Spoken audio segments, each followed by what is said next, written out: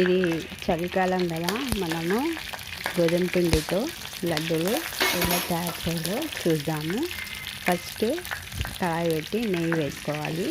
నెయ్యి వేసుకొని మనకు నచ్చిన పలుకులు కొన్ని వేసి అందులో వేయించి పక్కకు తీసేసుకోవాలి.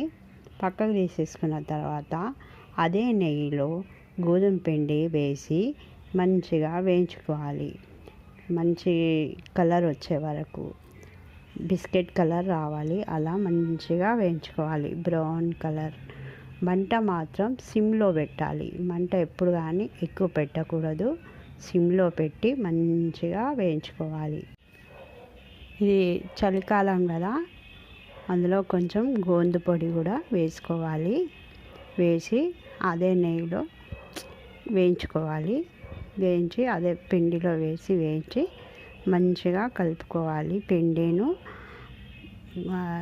గోందు రెండు, గోందును కొంచెం సన్నం పొడి వేసుకొని వేయాలి.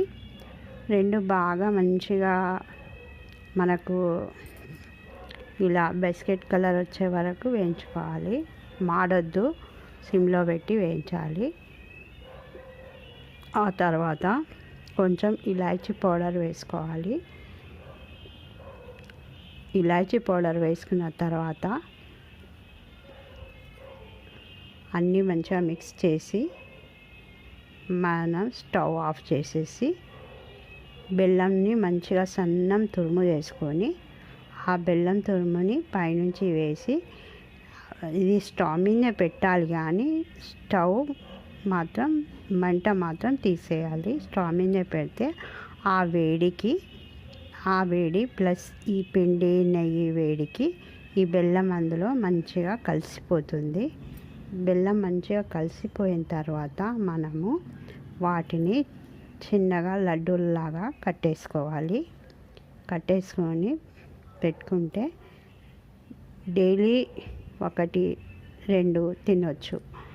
మన టేస్ట్ అనుసారం బెల్లం వేసుకోవచ్చు. ఎందుకంటే ఈ చలికాలంలో నెయ్యి, గోధుమ పిండి ప్లస్ పలుకులు,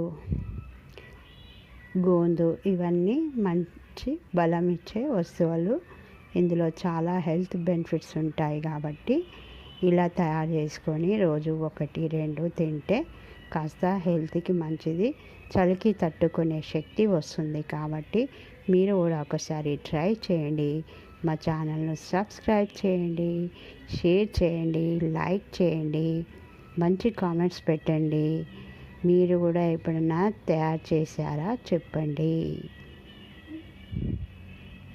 బాయ్ ఫ్రెండ్స్.